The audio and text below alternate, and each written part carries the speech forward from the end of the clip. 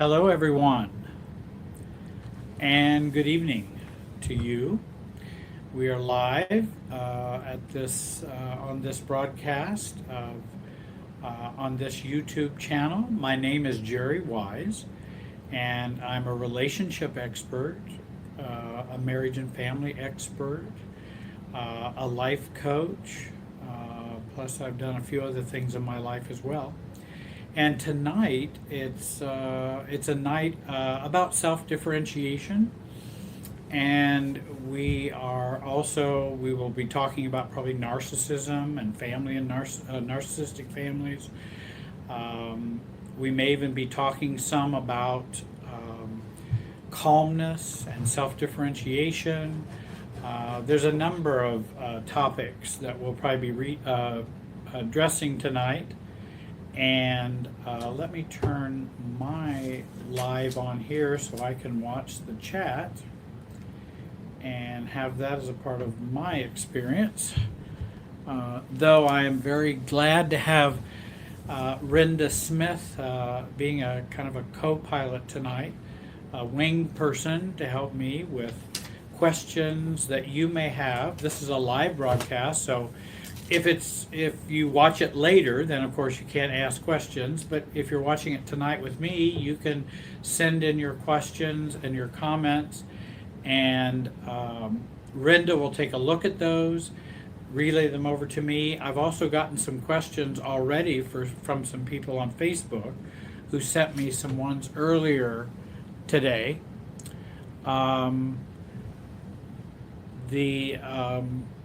Someone asked if I was a Mason. I don't know what there. That's all right. Though actually my uncle was, and so we do have some Masons in the family, but I've never been a Mason. What we're talking about tonight is about relationships, and also learning to be ourselves, to be our authentic selves, and to learn to be more at peace, more calm, less reactive with other people, and kind of get out of the mud, mire, quicksand of family of origin that is at work in us, because our family of origin is within us. And in doing that, we can be healthier, have fewer symptoms, be stronger, and have less problems. So that's kind of what I'm trying to do tonight, to offer myself to answer questions and such. I see clients individually, one-on-one. I've got workshop plans coming up. I do have some workshops that are available on Vimeo, on demand, Jerry Wise, Vimeo. You can find those workshops and take advantage of those. They're like having an hour's worth of coaching or an hour and a half worth of coaching in those videos. So you might want to take a look at those. My website is www.jerrywiserelationshipsystems.com. And I also have a Facebook page by that same name as well. You can join there. I put quotes and different helpful tips on the Facebook website. Also, I've got a social media person who is strongly urging me to do short, exclusive content for Facebook, in which he would post that like 2 or 3 minute helps or videos like 3 times a week on the Facebook page. So you might want to go there and take advantage of that. I've got a bunch of subjects that I already have prepared that I can talk about for 2 or 3 minutes that might be of help to you. We go for about 90 minutes tonight. I'll try not to get too tired. I've got some things here for me to drink and to be comfortable here, and I hope you'll just sit back and listen, and also if you have questions you can interact in that way. Now, I won't be seeing all of your comments. I may see them later, but Renda will be monitoring for me. And we're here at the offices of Family Tree Counseling in Indianapolis, Indiana, and that's where this live broadcast is coming from. I'm very grateful that they have invited me to come and be a part of their Tuesday night broadcast that they have. I have one, I've got a question sent in. Tia had sent in a question, and I don't know if I can get to all of her questions. She also sent a almost a full page question. I'm not sure I can get to that one tonight. That might take about a whole session or an hour to delve into that. One of the questions she had, this is about languaging or definition and self-definition or self-identity. I'm 100% estranged from 100% of my family of origin and extended relatives, and have been for about 20 years. Never really knew my extended family. And when others ask me about my family, I'm not really sure what to say. And I know that there can be other folks out there who might be no contact with family members. And they can feel awkward or uncomfortable at times knowing exactly, well, what do you say? And of course, I'm always one for being authentic and being neutral about it, not making it a big deal. Some people have families that don't work. Some people have families that work sorta. Some people have families that work pretty well. This world is made up of all kinds of families, and most every family has problems. And so she said, well, how do I identify myself to myself and to others? Since I never really felt like a sister or daughter or an aunt, I'm not sure how to describe myself to myself and to others. Should I use estranged, unloved, scapegoated, narcissized, which I thought was an interesting term. And those don't seem to work for her, she's saying. Are there any healthier options? Is there even a word in the dictionary for this? And you're right, our language is kind of limited for a lot of relationships, even like fiance and boyfriend and girlfriend, those can partner. Our language is not very precise. We don't have 6 different terms for partner and 4 different terms for boyfriend or girlfriend, or 3 different terms for fiance, because there are different kind of fiance relationships. There's different kinds of boyfriend girlfriend relationships. So our language can be limited in describing that. I think estranged is not a bad, I've been estranged from my family for 20 years. Never really was close to them. And, saying that is, I think estranged is a fairly neutral way to describe we are not in contact and we're not connected. For whatever reasons, whether they estranged me or I estranged them, we are estranged, we don't communicate. Or saying my family's kind of the outlier. Well, how are you going to be with your family this holiday? You're going to be with them? Well, my family's kind of an outlier, and we've really never been close. So I don't really have a relationship with them or my extended family. Some people could say, well, I'm kind of liberated from my family. Or my family had lots of problems and I'm liberated from them now. And so we're really pretty detached. And that's intentional, and it is a healthy choice and a healthy decision. Especially if we go no contact or something like that. We're talking strongly about our own relationships. I am liberated or I am detached. And if somebody says, oh, well, I'm sorry to hear that, oh, there's no need to be sorry. That's just the reality that I have had most all of my life. And in fact, it's only later in my life that I chose to go no contact or whatever. And so there's nothing to feel sorry about. And it's okay you asking about it. That's okay. Again, the more neutral we are, the more comfortable we are in our skin, the more others around us will be comfortable in their skin or with our skin. And so I think that's very important. The more calmness we bring to a relationship, and I hope to maybe get to calmness tonight, the more calm we are, the more other people feel at ease.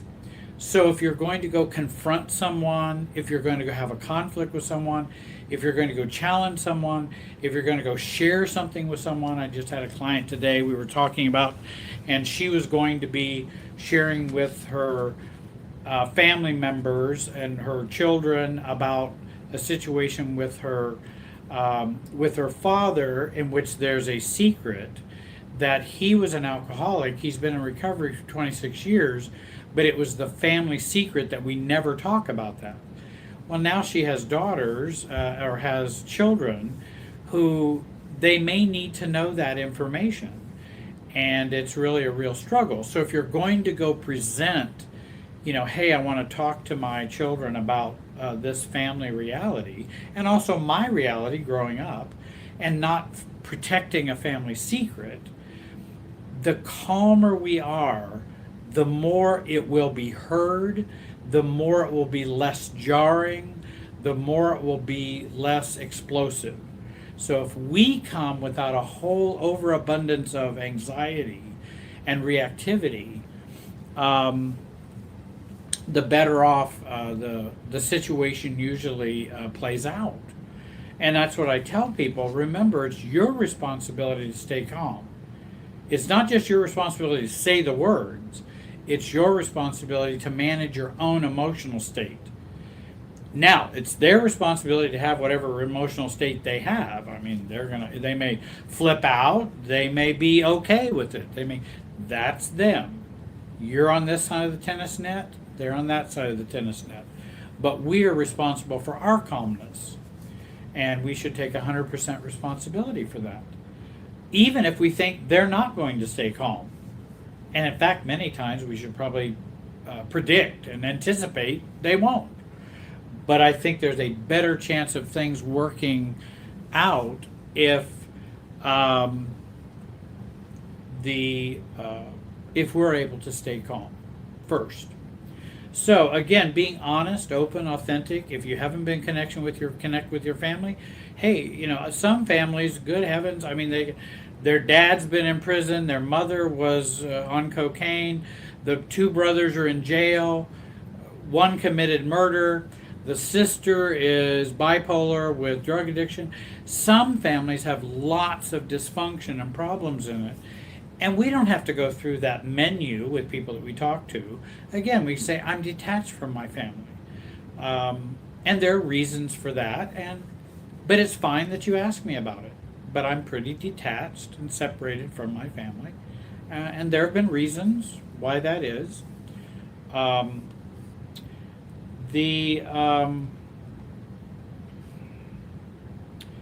and then she does ask an interesting, so many of us will be alone this Christmas. Again, would you consider posting your piano caroling on YouTube again? And I got to thinking about that, and I thought, well, why don't I do that? I can poorly present some musical favorites for you, and maybe you would enjoy that. And I'll just go over and sit at the piano and just do a little something. And maybe that, because I had a lot of people have a lot of positive, I had a lot of positive feedback from that, and it certainly wasn't a concert performance. It was I just sat down and put the phone down and went, hey, I like music, I like Christmas music, I can play the piano a little bit, let me do that. And maybe somebody can find that enjoyable. I do have an album that I did back in about 1979, 1980, and for some clients of mine, I have made that available to them. I'm almost afraid to say that because I don't know if there would be people who would be interested in that particular album, but it was many of the songs I wrote myself, and I performed those, and that was back when I did music for a living and was doing music full-time as well as ministry and other things. But I'll consider the caroling.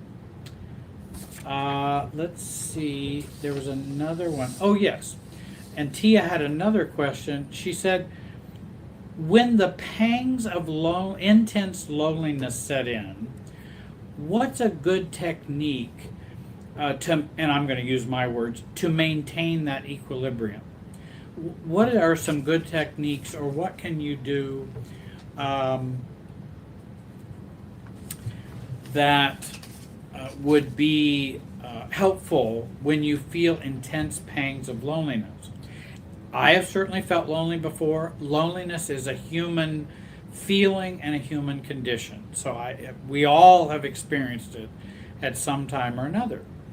I like to think of intense or pangs of loneliness as a part of the self-abandonment syndrome.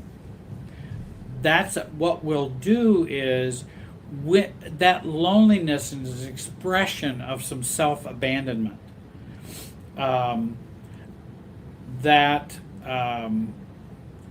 I think it's important that we look at how we are abandoning ourselves when we get into that cycle or those pangs of loneliness.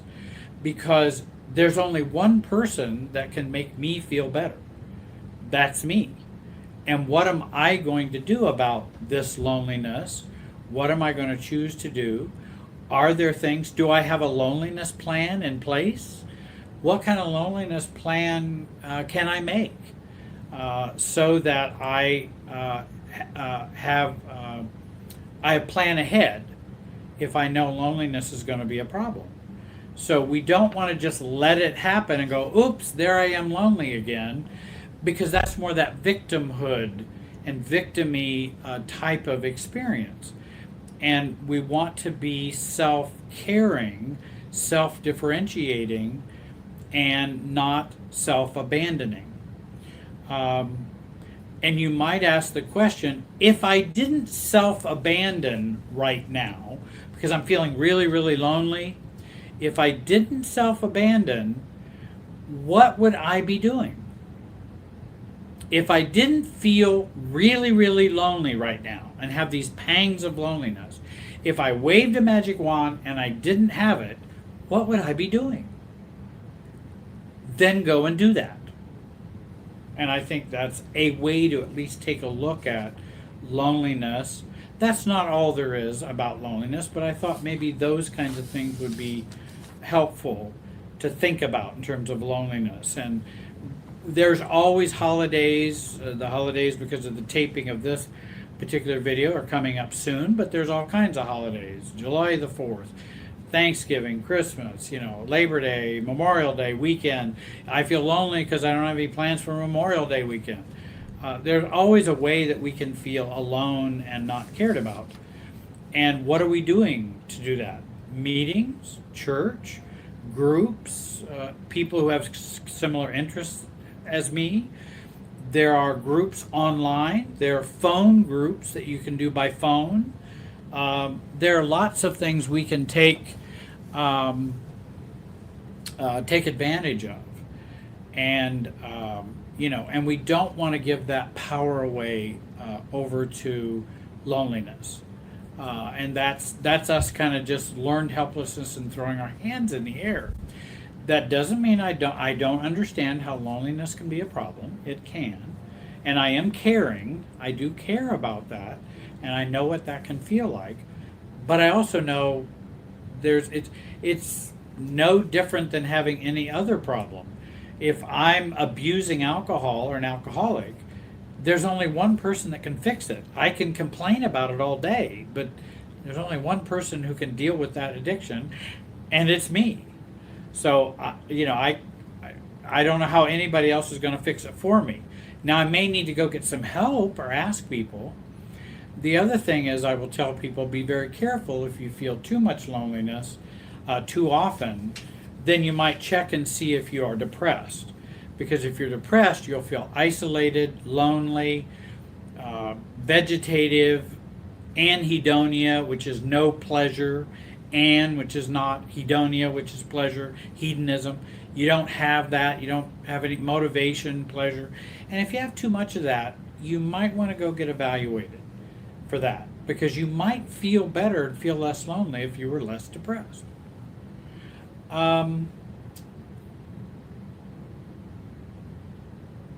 I have another question. Can you explain how telling others about something, how evil my sister is to others is triangulation? Well, again, triangulation is complicated. Are you telling others how evil your sister is? Excuse me. What is the motive for you telling others how evil your sister is? Is it a statement of fact, or are you stating it to either get comfort or for dependency needs for you because you feel sorry for yourself, or you can't address your own sister, so you're going to address someone else and tell her about it? So it depends on what the motive is for telling someone, I have a really evil sister. My sister was really evil. So I think the triangulation would vary with why are you doing it? If somebody says, well, it's Hallmark Sisters Day today. Are you going to send your sister a card? No, I hadn't planned on doing that. Well, that seems kind of cruel and rude to not do that. No, it's not cruel and rude. It's my sister and I don't have a really workable relationship. Well, why is that? What's wrong with you? Well, no, it's not. I'm not so sure there's something wrong with me. My sister is not the normal sister that you may think of. And in fact, there are terms for it, like narcissistic or evil or whatever else. I'm not trying to put her down. I'm just trying to describe something for you. And I'm not trying to talk to you about my sister so I'm elevated and she is decreased. I'm making a statement of fact. That's all and I don't see that particularly as triangulation if there's an appropriate purpose for that. If you find yourself telling everybody that your sister and brother and mother and father are evil all the time, you might want to go talk to somebody about that. Because why are you doing that? I don't know what the purpose of that would be, other than maybe triangulation. So I can talk about other people. Well, let's talk about even doing therapy or doing coaching. That's triangulation, because someone will come and talk about their lives, which include other people. But that is a therapeutic triangle, and it should be handled carefully and well, because it's about a statement of fact, and it's about what's going on so that the person can resolve and deal with their issues. So it is a triangle, but it's not an evil or bad triangle.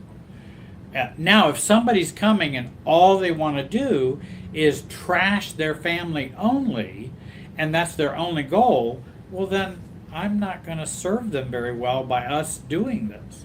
It's not going to be a helpful thing for them or for me. And I might say, I've already asked you your question. I understand what's going on with your family. Are you having some feelings? Maybe you should be talking about those rather than just trashing the family more. What's going on with you? And how can you deal with, and I think here's the other thing, is someone going and talking to someone else about their evil sister because they're enmeshed with their evil sister, and so they'll go and talk to someone else? That's another consideration. And by the way, we can be very distant from an evil sister and still be very enmeshed. So, well, I never see my sister. I haven't seen my sister for 5 years, but all I do is tell everybody how evil she is. That's someone who's very distant while still being enmeshed with their evil sister. And that's where I think it'd be helpful to work on that and resolve that, even though they're going, well, I haven't seen him for 5 years. Well, just because you haven't seen him for 5 years doesn't mean you're not enmeshed. It just means you haven't seen him for 5 years. Because it's an emotional process, not just geographical process. It's an emotional process. So I hope I answered your question. I hope that was the question you were getting at. There was another question Sharon had. And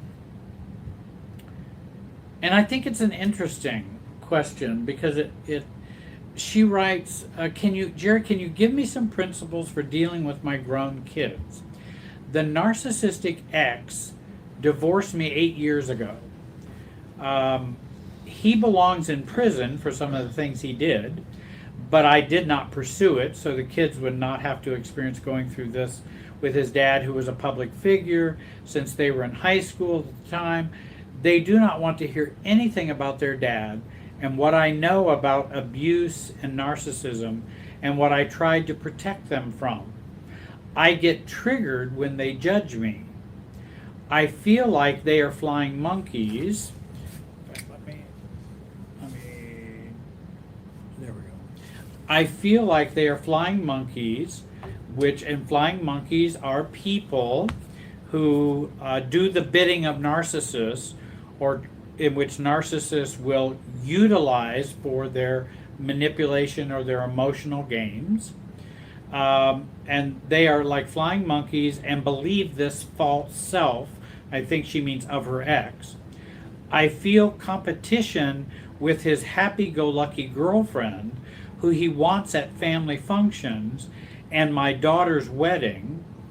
Is it realistic and self-differentiated for me to ask that this girlfriend not be at the family functions, or should I be the one who just goes along with what everyone else expects of me? Very good question. And that's a common question for a lot of us. When we have spent years protecting our kids against the reality of what a parent has done, the downside is that there will be some carryover and residual problems that will occur from that. And so when they get older, they may feel more attached to this parent that you have covered for or protected for so many years. And I deal with people every day with people where these kinds of problems have occurred. And so we're kind of now suffering from our protection of them. And again, everybody's got to decide what they got to do in terms of protecting their kids or not. I tend to lean toward a little less protection. Doesn't mean let's be silly and let's be crazy, but if kids need to grow up sooner, then they may have to grow up sooner. I can help model them if they have a parent who's bipolar, narcissistic, depressed, under-functioning, unemployed, whatever problems are going on, that oftentimes kids already know anyway. And so if we validate it, then they get a chance to talk about it. And we're also not telling them in a derogatory way about their other parent. We're talking factually, not, I got an axe to grind. But now if we've done that, and now the kids don't want to have any discouraging words about dad. They want dad to be there. And dad wants to bring his girlfriend and all those kinds of things.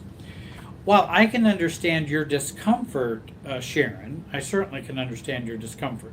And it wouldn't be comfortable for me. And you have a right to choose to attend or not attend. I think what I would do, okay, this is your daughter's wedding. Mary, I don't know what your daughter's name is, but Mary, as I talked to her, would you like your dad to be at the wedding? And would you like his girlfriend to accompany him? And if Mary says yes, then it's her wedding. And that's her right to have anybody she wants at that wedding.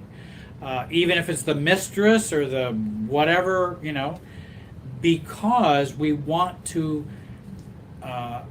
respect boundaries. And that's what we have to do. Now, that doesn't mean I have to respect everything a narcissist does, but I do have to respect boundaries, and the narcissist has a right to be wrong. And if the daughter's okay with that, then the daughter's okay with that. And you can say, well, I think I will feel uncomfortable and I don't like it. I mean, you can share your feelings with your daughter, but it's your wedding and I will be cordial. I will be, appropriate. I will be mature in this situation. Not the way I would like to have the wedding, but the marriage didn't end up the way you'd like to have it be either. So there's a lot of things that don't always turn out the way we hope, and we make the best of them.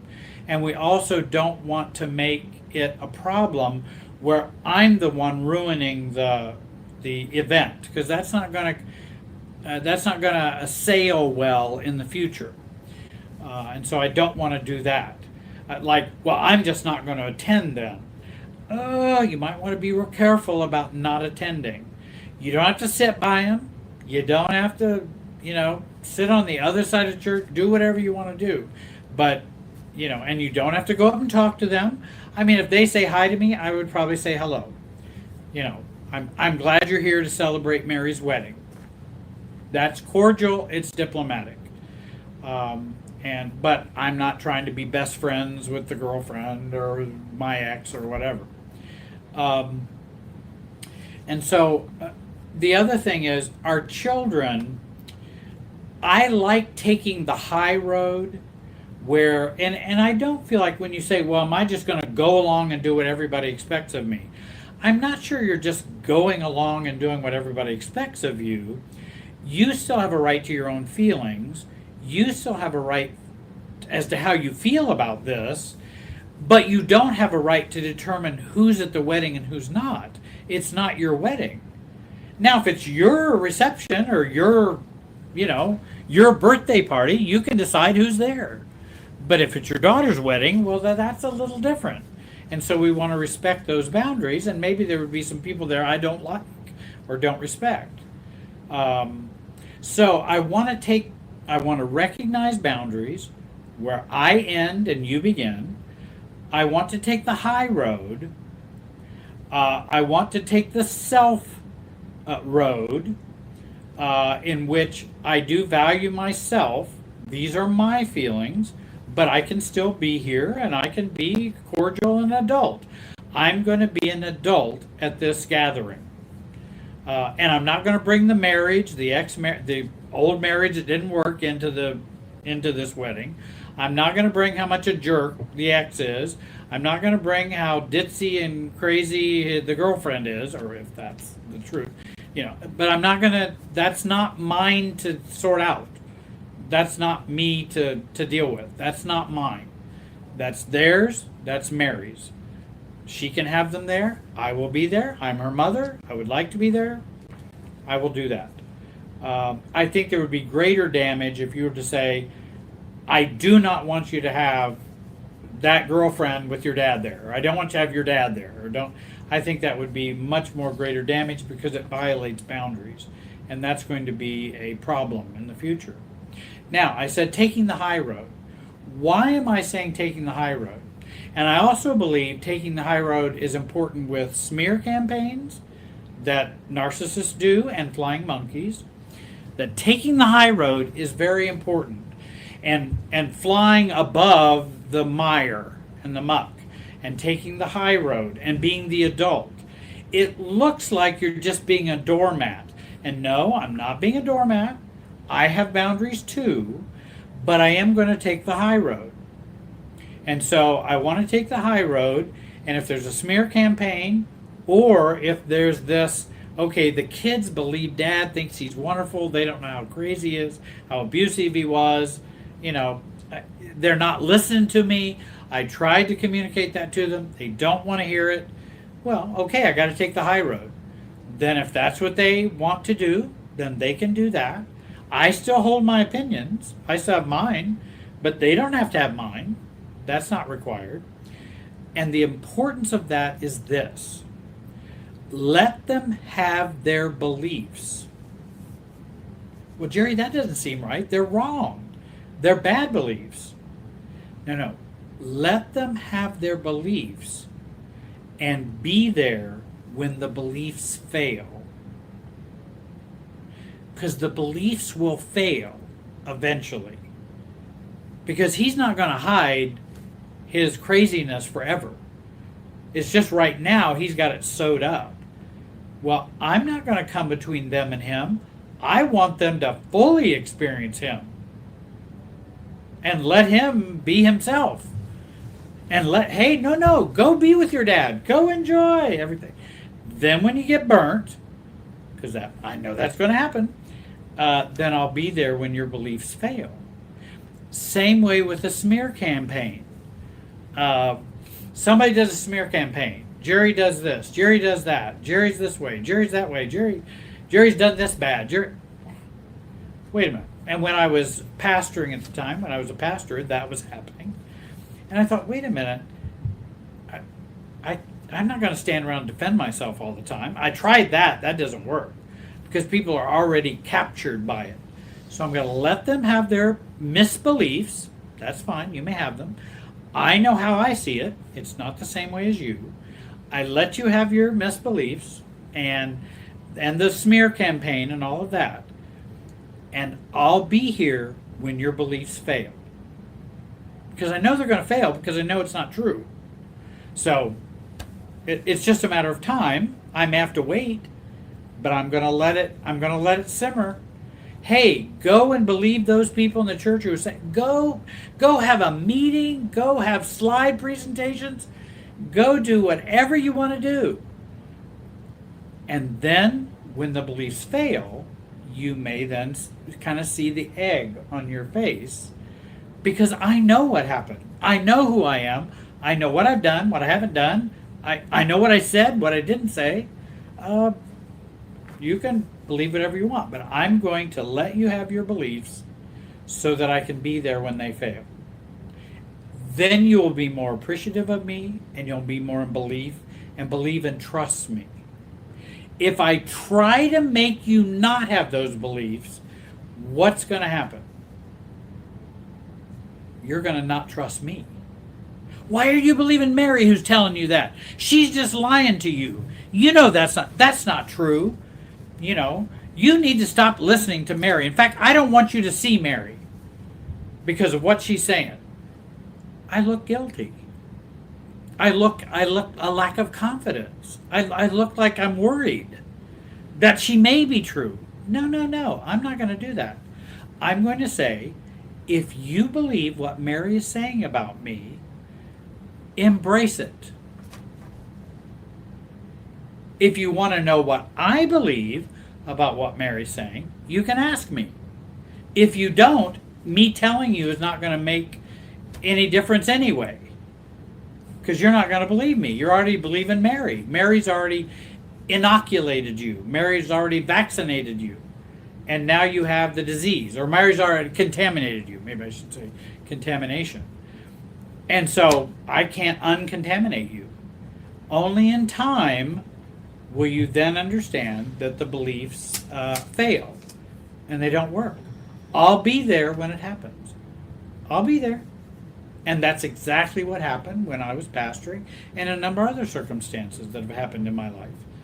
And I decided I'm going to take care of me, believe myself, not defend myself. And, you know, if somebody wants to believe craziness, hey, people believe craziness all the time. I'm going to go on with my life, and etc. Let's see. And I talked about respecting boundaries. Oh, I know. I did want to say one last thing about Sharon and her. If you have the girlfriend, you know, the high, what did she call it? High, happy-go-lucky girlfriend. If you've got the happy-go-lucky girlfriend, and of course that's what happens because the ex and her are all in the honeymoon phase, everything's wonderful, they're having a great relationship. The happy-go-lucky girlfriend, then there's Sharon, and then there's the ex-husband, and now we have a triangle. Or we might have a triangle of Sharon, her children, or Mary, her child, and ex-husband and girlfriend. We may have a triangle that way. I want to get out of those triangles. Mary, if you want to have my ex and his girlfriend come, let them come. You know, they can come. That's up to you.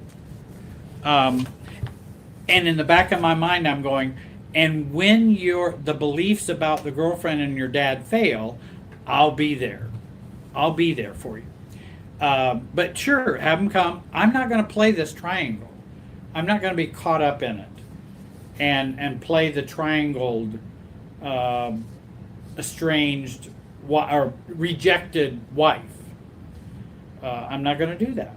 And so, hey, he can have whatever girlfriend he wants. He can have. That's his choice. And probably the happy-go-lucky girlfriend is probably going to get in some trouble eventually anyway. I mean, the relationship is all not rosy. It's not going to be rosy. And so when the beliefs about that relationship fail, I'm going to be there. And I'll be there. And I'm not going to exploit it. I'm not going to say, well, I told you so. I'm just going to go, I'm sorry to hear that you've come to realize your dad's a narcissist and he's crazy and abusive, and I'm sorry that has happened, and I'm sorry you feel that way. I don't have to be exploitive. If I'm exploitive, then I've got a bone to pick. I got a dog in the race. I don't want a dog in the race. I'm very happy that you have come to this realization, but I'm very sad about the realization. And so, I would share that way. Let's see. Someone says, ramps up, hangs up on me if I say something they don't agree with, and I refuse to be controlled. Okay, Jackie's got a question. What should I do when someone constantly hangs up on me if I say something they don't agree with and I refuse to be controlled? Now, I don't know who this other person is, and I don't know what your relationship is with them. You're right. If someone I think what I would try to do is, I'm 64 years old. I think I would begin to think about, as a 64-year-old man, and Jackie, I assume you're not a 64-year-old man. You might be a 30-year-old female. But whatever adult age you are, I would take your age and go, hey, I'm a 64-year-old man, and how would I like to handle this pattern and this relationship with, or I can use a technique that what would Betty do? And Betty's the neighbor. If Betty is my neighbor, and actually Carolyn's my neighbor, what would Carolyn do with this person who's hanging up on her all the time? What would she do? I want to take it out of my enmeshment with this friend and go, what would be a good response for that? And so I think about, what would a 64-year-old man do to deal with this person who's hanging up on me? I would probably say, hey, Marjorie, I notice every time I say something you have some disagreement about, you hang up on me. And that seems rather intense or disrespectful, or I don't know. It does not feel good at all. And I wanted to convey that to you, that I'm not happy about that. And my concern is, if you continue to do that, then maybe we should correspond rather than do phone. Or maybe we should see each other face to face, or because I don't enjoy being hung up on. I'm not trying to cut off from you. I'm just saying that doesn't work for me very well.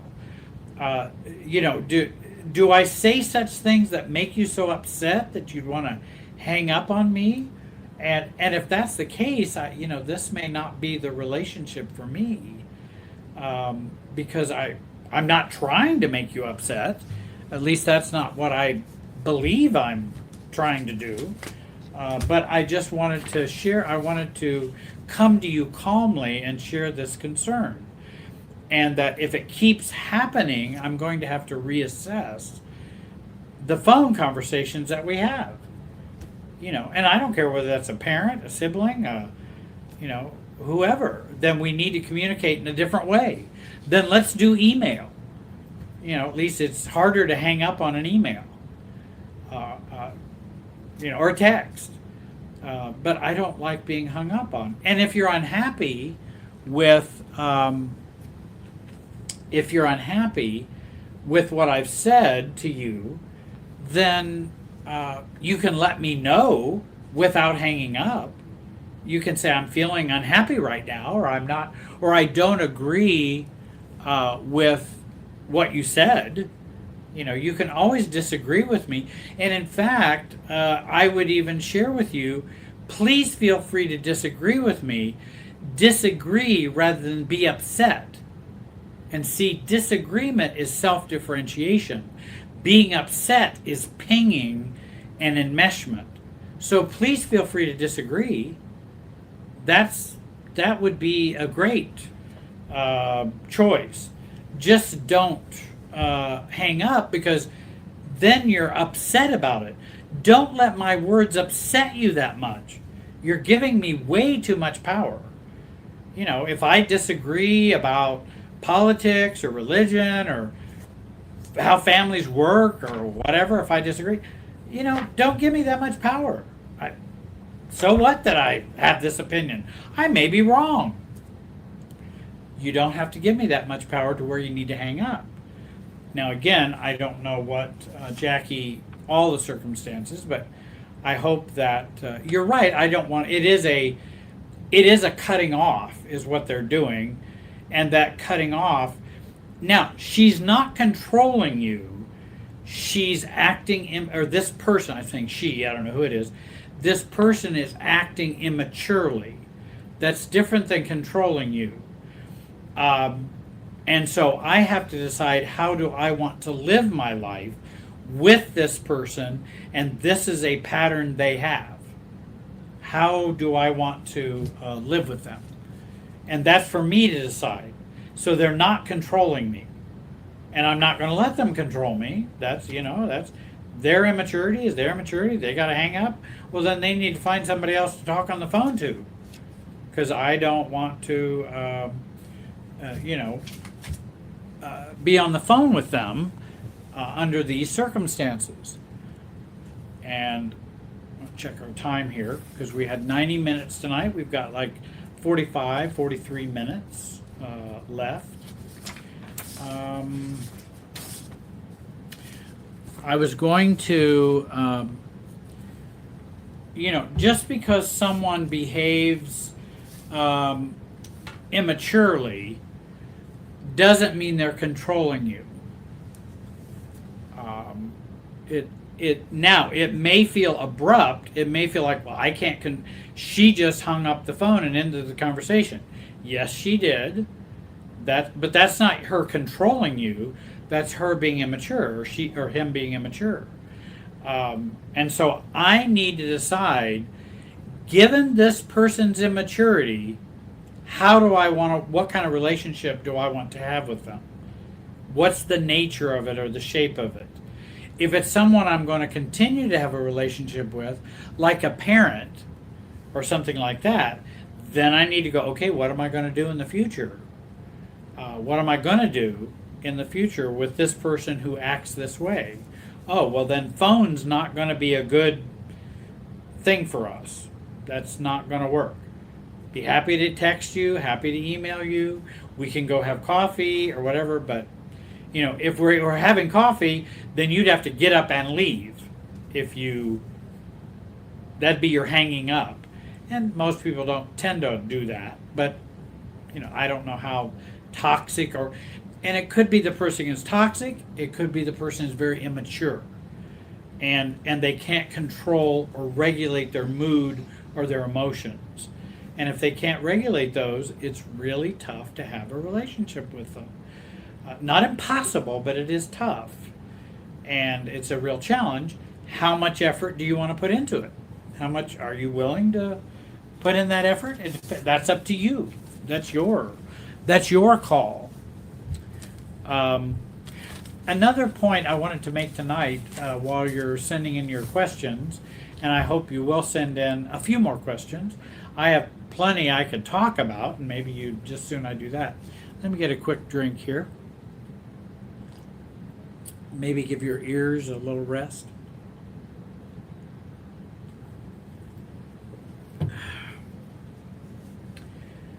The I was just talking to a client today, and one of the things we were talking about was how dysfunctional it is to apply normal rules of relationship and family relationships to abnormal or dysfunctional families or relationships. And oftentimes we will do that. And I think what I think of as self-differentiation is when we can know when to apply normal rules and know when to not apply normal rules to relationships. Let me give you an example. Two parents, one is alcoholic, one is malignant narcissist. Okay, normal rule, and let's talk about a Christian rule or whatever. Honor your father and your mother. What should you do?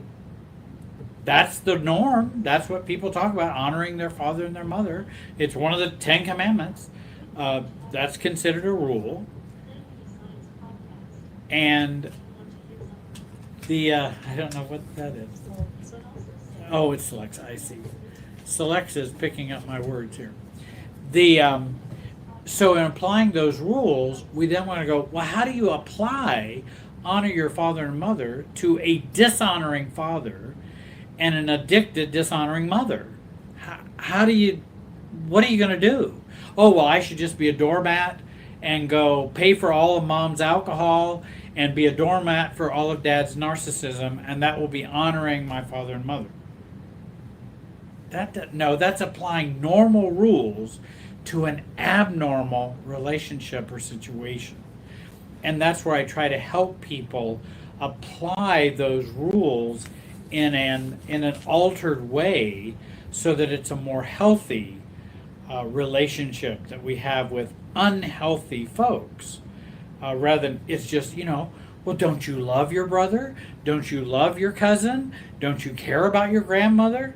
Yeah, but my grandmother paid for all of my sister's college, bought her a car, then bought her a boat, then gave her a $1 million condo in LA, and hasn't given me anything because she's a narcissist and my sister plays her for that.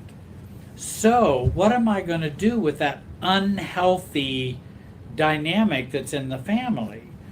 And how should I deal with that? And how should I deal with grandma? And I don't think we should just apply the normal rules of Norman Rockwell or the perfect ideal family in that way. I just don't think that's a healthy way to do it. And someone who's self-differentiated will know to do that and not do that.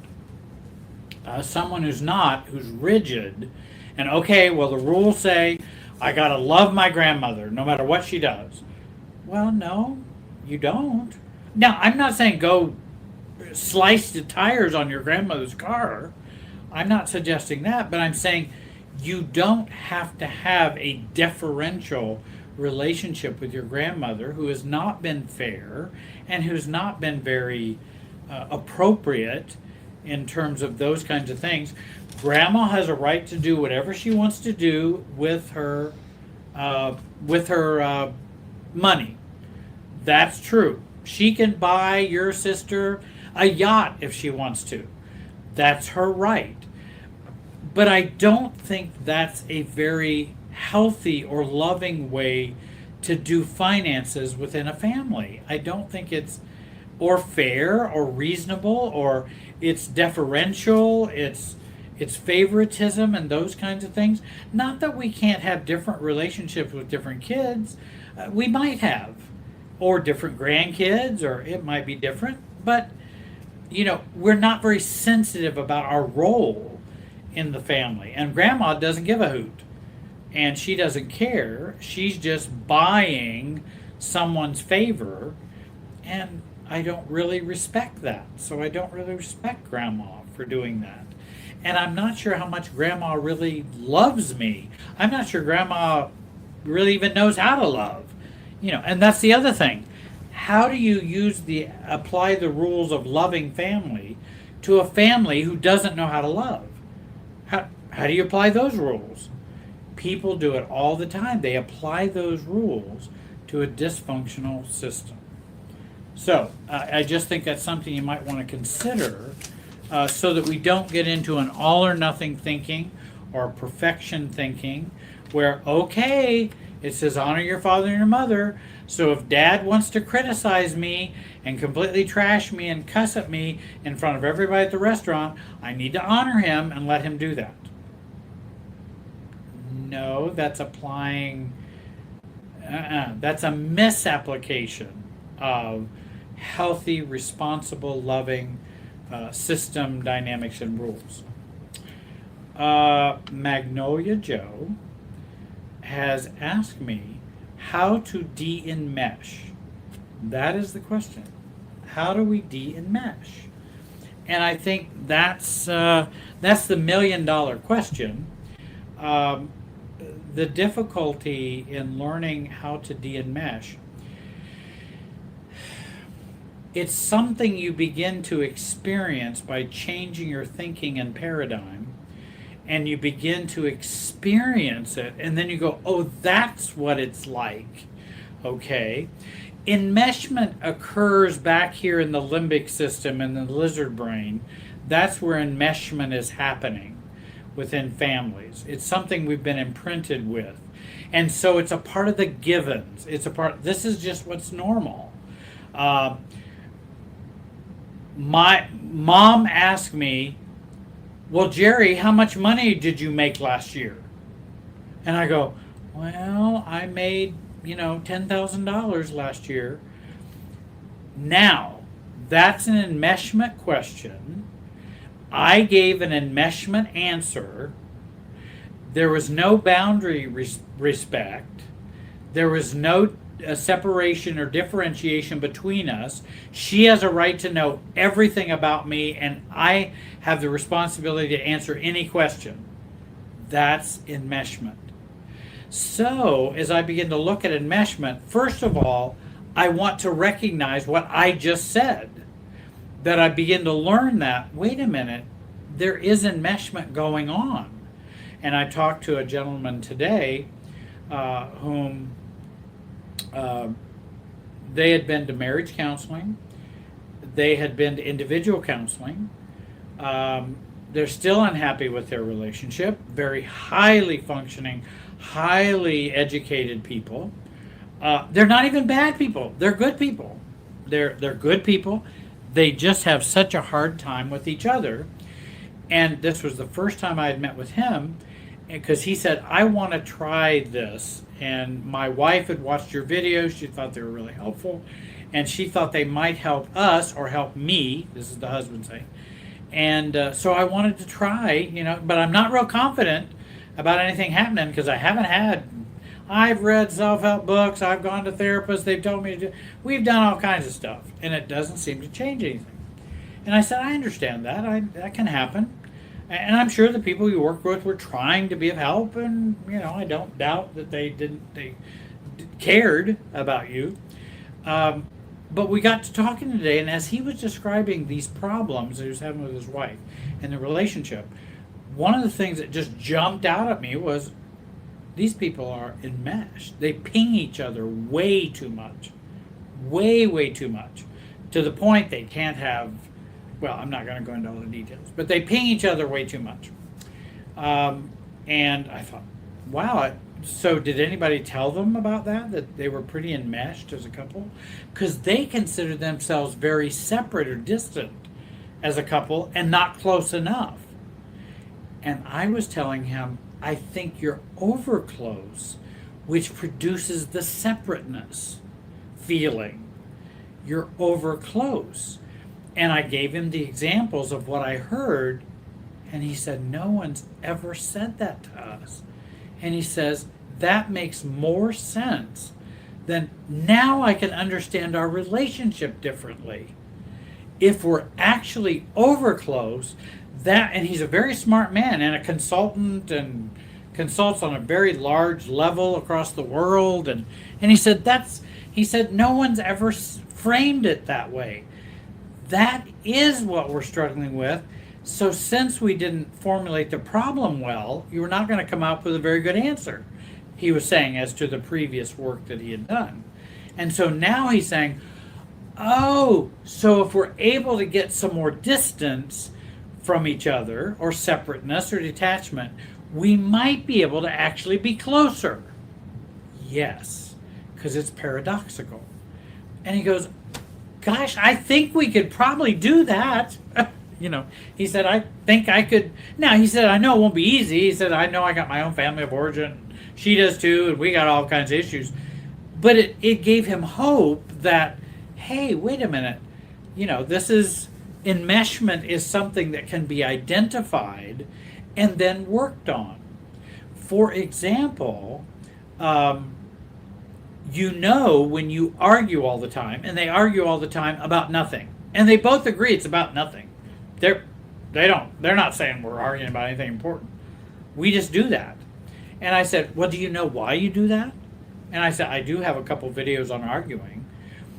People will argue because they're too enmeshed, and arguing all the time pushes some distance between the two of you. So it's a way to kind of get some space. If you weren't as enmeshed, you wouldn't have to argue so much. It wouldn't be necessary. You wouldn't need it. So argument is a symptom. Not being able to have sexual intimacy is a symptom. Not being able to have needs met are a symptom. They're a symptom of something that's underlying, like enmeshment, or these kinds of things. And so now, to answer, getting back to the question, how do you de-enmesh? Then that's the experience of learning systems theory, learning systems way of thinking, working at gaining a 30,000-foot view, looking over the relationship system, realizing that I'm not just me alone, I'm me connected to everything else going on, and I exist within a emotional field. The emotional physics between us is always at work.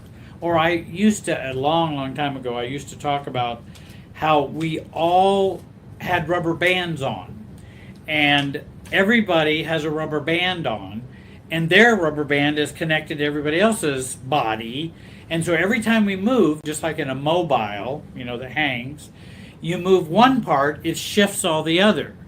That's systems thinking. If we can start to think that way, just to think that way, just to start moving to a 30,000-foot view, we begin to get more de-enmeshed.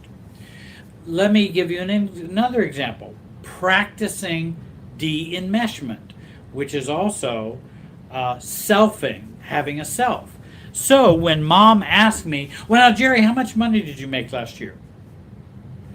I'm going to begin to de-enmesh. Mom, I know you're curious about that, but it's really not a topic I'd like to discuss today. Actually, ever, but today, there's no reason to. Well, why are you being so sensitive about that? You're always being too sensitive. I mean, that you've probably all experienced that.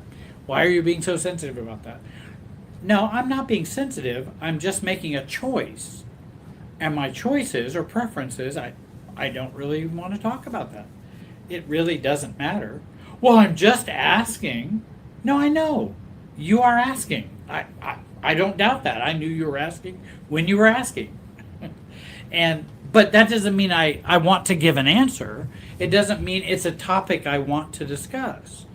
No different than, well, Mom, how are your hemorrhoids? I may want to know, but that may not be the best. Why are her hemorrhoids my business? Now, if she needs my help or needs me to go get some hemorrhoid cream, forgive the illustration, but sometimes we got to laugh about things. that I'll go get the cream for her. But I'm not going to say, well, how are your hemorrhoids doing? I don't need to be in her life that far. You don't need to be in my life that far. We need more separation. We need a tennis net between us. And that doesn't mean I'm cold, uncaring.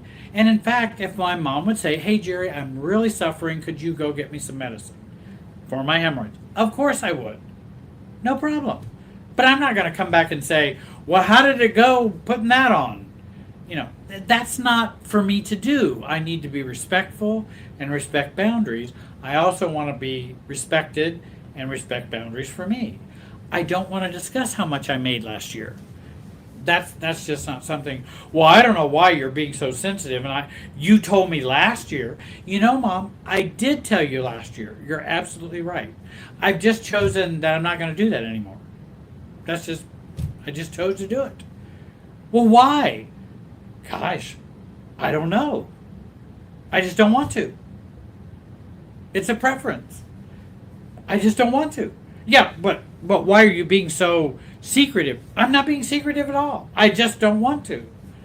And that's not a secret. It's just I don't choose to. And so now I'm starting to de-enmesh. If I can do those kinds of strategies and begin to have boundaries, not answer questions I don't want to answer. When someone pings me, for example, and and if I notice how much I am pinged by somebody, in fact, I think it seemed like, or one of the questions was how much the ex, or how much someone would. Oh, I know. She did say this is a good. In the question, I think it was either Sharon or Tia, and I remember I was gonna mention that. Oh, here we go. It was Sharon's. Great question. And she says, for all those years I tried to protect her kids from the narcissist, and I get triggered when they judge me. Enmeshment, triggering is enmeshment. Triggering. Now, I realize we can be triggered from our past circumstances and trauma and things like that, but it also has an enmeshing factor. I don't want to be triggered by the kids. If they're going to judge me, I can say, I don't appreciate that. That feels judgmental. I'd ask you not to do that. But I'm not going to give them that much power. And that's a part of de-enmeshment, is when I take that power I keep giving away, which is the enmeshment, and start keeping it over here on this side with me. I'm not going to give the power to the kids to trigger me about that. My kids are going to be judgmental. Such a shame. So what? Of course they are, because they grew up the way they grew up. They have to protect their dad and be negative towards you. That's what the way it has to work. It's not personal, it's the system. And so I can take my power back and go, okay, well, that's what they want to think. It's a shame. I'd like to have a better relationship with them. I can even tell them, I'd like to have a better relationship with you. But it seems like judging me seems to be more something you'd rather do. But I'm going to go on with my life, and I'm going to let the judgment come to here and then drop down. I'm not going to absorb it. I'm going to observe it rather than absorb it. And that's a big key for de-enmeshment. And de-enmeshing is don't absorb, observe. Watch, listen, think, hear, smell, but don't absorb. And just go, and take in all that emotionality, because then we're taking in all that system, those system feelings, and that system stuff that's in the system. I don't want to be ruled by the system. Family of origin system, the family of origin system in me, the system between me and my boss, the system between me and my spouse. I don't want to be ruled by that system. I want to be me, a self-differentiated 64-year-old man. That's who I want to be. And so I want to work on absorbing rather than work on observing rather than absorbing. Oh, Annie asked, does enmeshment develop because of a lack of boundaries? Enmeshment is a lack of boundaries. And it's a lack of respect. It's a lack of knowing where I end and you begin. And we learn that growing up.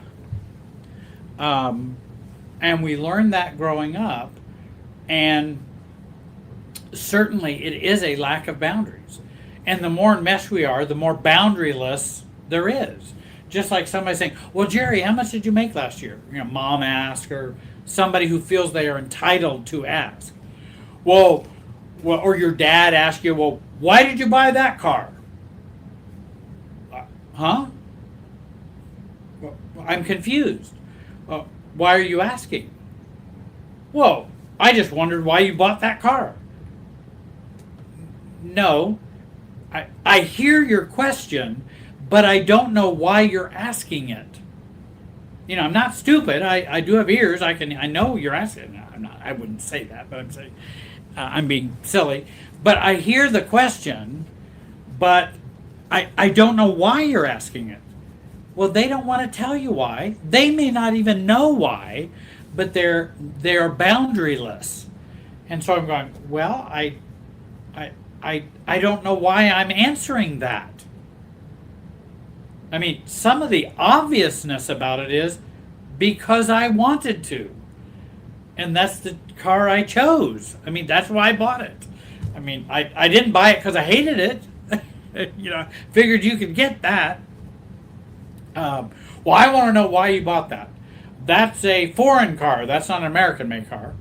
I noticed that. You're right. It is. And I still am not sure I get it, Dad. I'm not sure I get what well, I don't know why you're being so difficult. And see, the reason why they feel I'm being difficult is because I'm not playing the game anymore. And that's why I feel so difficult to them. Because we're just supposed to roll with this no boundaries. That's what we're supposed to do. Just roll with it.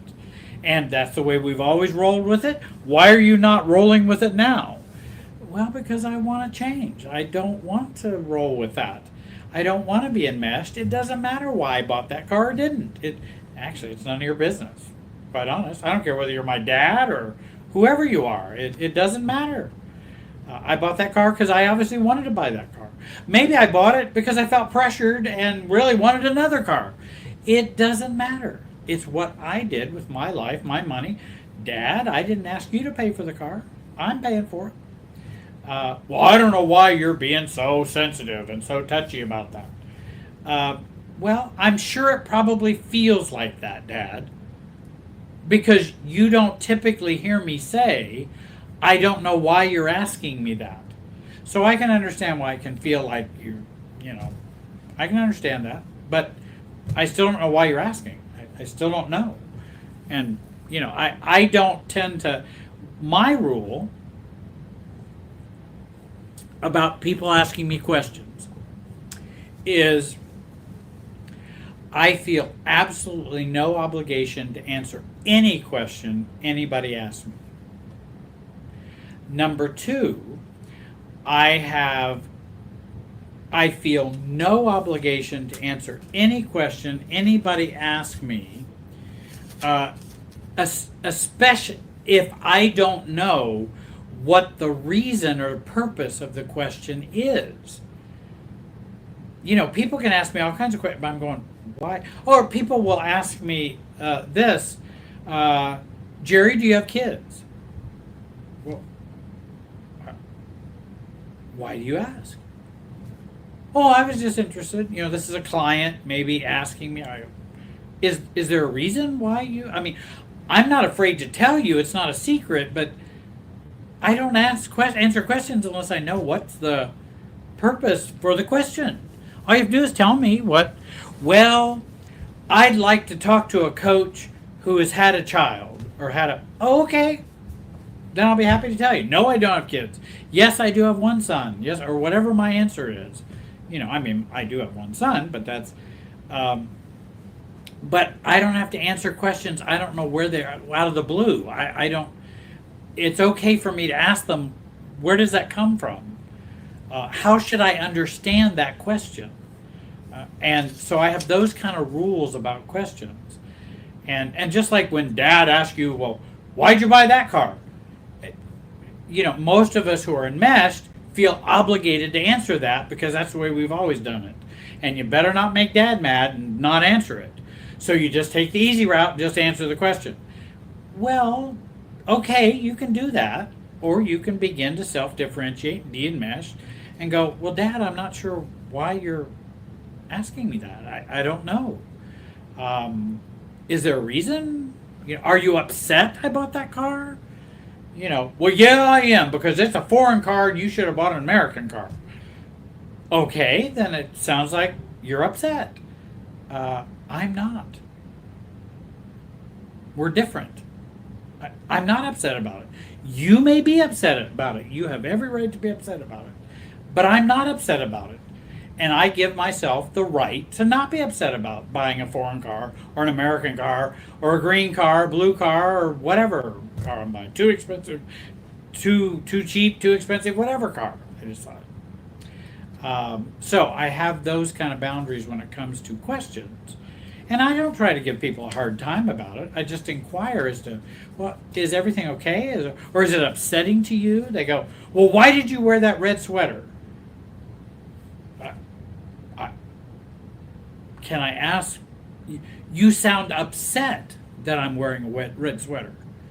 Well, I am. I don't like that. I don't like that company. Or I don't like that. Oh, I didn't know that. I wore it because that's just what I picked out and wanted to wear. But it sounds like it's upsetting to you. Well, it is. Well, then you are upset. And I acknowledge that. I am not. It does not upset me to wear this red sweater. We are different. And so I don't have to defend myself and say, well, I thought it was a nice sweater. It's expensive. It fits really well. It looks good with this shirt. I'm not going to go into all that defending. When you're defending, you're enmeshed. That's another key. If you're defending, you're enmeshed. Stop defending and start differentiating. Start saying, I'm different. Stop giving all the reasons and rationale and reasons for things. Start differentiating. Well, I don't see it that way. Well, why don't you see it that way? Because I don't. I prefer not to see it that way. Well, you need to give me your reasons. Well, I don't have to give anybody any reasons. Unless I'm on the stand and the judge says I got to, well, then I will. But this is not a court of law. I don't have to do that. It doesn't matter to me what my reasons are anyway. It really doesn't matter. Now, it may matter to you, and you may feel upset. You can. You can feel upset. You're upset. I'm not. There we are, and here we are. How shall we then live? Says Francis Schaeffer. And How Shall We Then Live, which was the title of a book, Christian book 100 years ago. Can you talk about dealing with guilt while de-enmeshing? That's probably a big question in and of itself. We got about 10 minutes left here. And, here's what's going to happen. Once you identify enmeshment, and then you start de-enmeshing, you're now going to start having systems feelings that are going to come in to tell you to change back. And guilt is a big systems feeling that's telling you to change back and don't hold to the self-differentiation. Well, if I tell Dad, if I say, well, Dad, why are you asking? Gosh, I feel really guilty confronting Dad and not giving him the question. I feel horribly guilty. Let me just answer his question. You can do that. Or you can go, wait a minute. I know I'm going to feel guilty. Guilty is going to be a false guilt that occurs so that our system remains like it always has. And so it keeps me from self differentiating. So guilt has to come up so that I will change back and be the way the system worked. Now, the wonderful thing about that is we can recognize it and go against it. Even though I feel guilty, I don't have to act on my guilt. I can go, that is a systems feeling that's happening right now. I'm not feeling truly guilty because you haven't done anything wrong. It's not true guilt. That's what true guilt's about. This is false guilt. This is systems guilt, a systems feeling that's there to keep you in line. I'm not going to live by keeping me in line feelings. Guilt, shame, abandonment, rejection, much of that is systems feelings. I'm not going to live by those because they're not my real feelings. They're feelings that are supposed to be there, so I will conform and behave and do what the system requires. And so in dealing with the guilt, that's one way to deal with that guilt, is to take a look at it as a systems feeling. It's not true guilt. Tell me, what are you doing wrong? By saying, well, I don't really know that I want to talk about my income from last year, Mom. Now I feel guilty. Well, what did I do wrong? I didn't do anything wrong. I changed the system or the pattern. I didn't do anything to wrong anyone, but yet I still feel guilty because it's a false guilt. It's not true guilt. Now, if I steal your wallet and feel guilty, that's a little different. That may not be such a systems feeling. Maybe we are created to have some healthy guilt. And in fact, I think I remember teaching years ago, like the six different types of guilt. There are like spiritual guilt, real guilt, false guilt, societal guilt, familial guilt. There seemed like there's one more. Might have been, I don't know, even demonic guilt or something like that. But 6 different types of guilt. So there's not just one guilt. So if we can see guilt in a broader perspective, that can help us feel less guilty and recognize what's going on.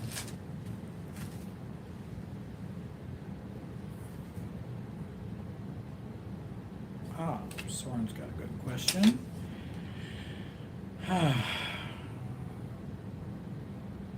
Yeah, well, both of those are good. Soren asked, here I feel compulsive when it comes to changing others who are making self-destructive choices. How do I kick the habit? I think it's rescuing behavior. Well, sure it is. I mean, that's what. And one of the things I found as a big rescuer with a capital R and a big codependent with a capital C, which is me, that what I found was the more I have not resolved my own self-destructive choices, my own conflicts or self-destructive choices, the more unconscious those are and I don't resolve those, the more I'll go and try to save someone else. Because in some ways, when I'm saving someone else, it's often not for the deep purpose of them. It's for the deep purpose for me. That's what codependents do. I'm saving or rescuing you for me. And that's what I want to look at. Why do I need to save me? What do I need to save me from? Because I'm doing this acting out behavior with others and rescuing and saving, when maybe I need to take a look at what are my issues I haven't resolved. That's one way of thinking about Soren. It is rescuing behavior. If I am over-functioning, which is rescuing, right? Rescuing is over-function. If we're over-functioning, we're enmeshed. Why am I enmeshing with this person? Well, why am I doing that? I remember when I had, people would come to the church And many of them would be, maybe addicted to alcohol and drugs and all kinds of things. And they would come and say, "Oh, I need money for gas or rent or whatever," but actually it probably was for drugs or alcohol so often. And I'm going, gosh, and I felt guilty because I wouldn't help them because I needed to overfunction. And how should I say no? I shouldn't say no to anybody. But actually, then I began to realize, wait a minute, they're playing me, and I know they're playing me. How can I deal with them in a way if they're playing me? How can I be strategic in a non-hurtful way? Well, take your lying butt out of here and I'm not giving you any money for drugs and alcohol. No, that's not loving. That's not caring. They have problems, and addictions are an illness, and I understand all that. But that doesn't mean they can go from church to church to church and just get money, to go use. That doesn't seem like a wise. We have a very strong rescue mission in our town, very, very strong. I know they can get help there for anything. And we contribute to that, and the church would contribute to that. So I'd come out and I'd go, well, and I felt very enmeshed with them just by them asking me to help them. And that's a good way to enmesh somebody. Oh, I need your help. That's an enmeshment move. Poor me, I'm a victim, That's an enmeshment move. We're trying to pull somebody in to us. And so I didn't want to get pulled in, so I would go out and they'd say, "Oh, we've been having trouble. We got kids we got to feed. We got da-da-da." And I go, "Really? That's awful." Well, we're having a hard time paying for a new roof on this church. And, tithing is down. It's been a real mess. And, I think I'm going to have to get a pay cut, and it's just been really... I'm taking a one down position so I'm not over functioning. And then they get tired of hearing my woes and go off looking for another victim or another people that they can, manipulate. And I figured that's a better way to handle that kind of, where someone wants to pull me in to enmeshing with them and over functioning. Wendy writes, "I just found out I'm an empath.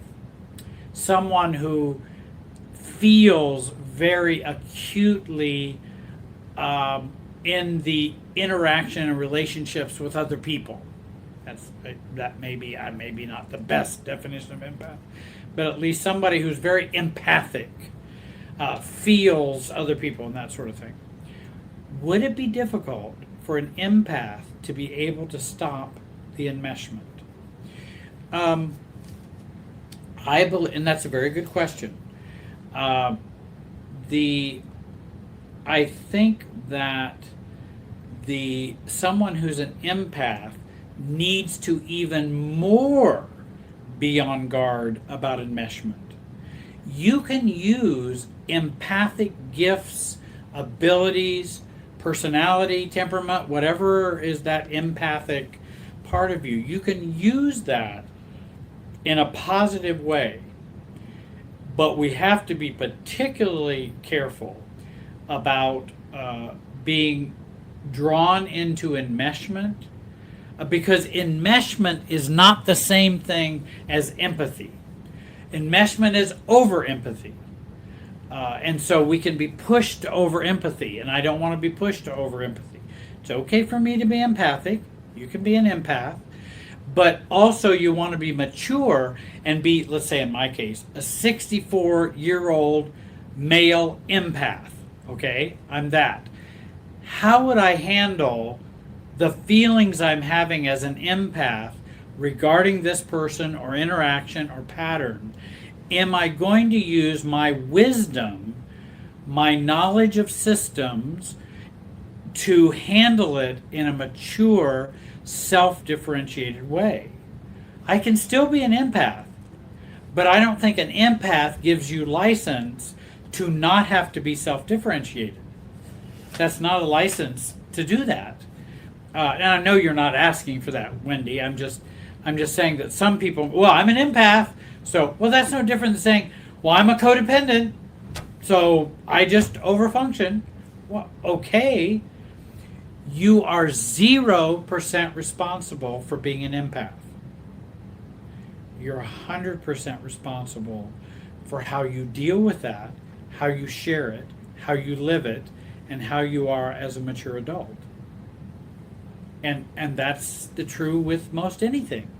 If you're an empath, then you have a larger challenge there. Could it be a greater challenge? It could be, but we still want to be empathic. We're going to be empathic while also being very careful and cautious about getting pushed or pulled in a relationship, because as empaths, that will happen. We will get pushed or pulled in that relationship. Well, I think I have probably bent your ear so much tonight, and I appreciate you listening. I hope you'll take a look at my YouTube channel, this one here, that you're seeing it live on, and also check out my YouTube channel, Jerry Wise Relationship System. I think I've got about 150 videos on there, and that you'll make comments and those kinds of things. If you would like to work with me one-on-one, you can contact me at, and I will put the contact information on the description for tonight's broadcast, and you can contact me directly. Give me a few days if I'm behind on my emails, and you can also contact me through my website. You can send me an email that way too. And if you'd like to work with me, I work with people all over the world. Probably need to be English speaking. I don't speak German well enough to do coaching, but I do have clients all over. I do also help folks, and I do have several clients.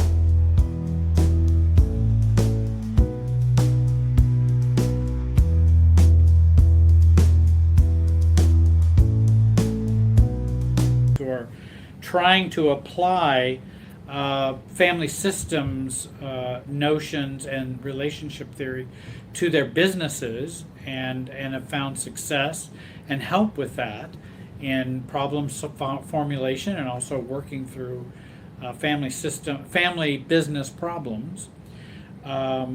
So if I can be of help, please let me know. There'll be more coming out soon. I do want to thank Renda Smith, and you can find her at Renspire Life Coaching. I didn't know if you were still, that was the promotion. Renspire Life Coaching, and you can find her there, and you can go to her website and communicate and talk with her there as well.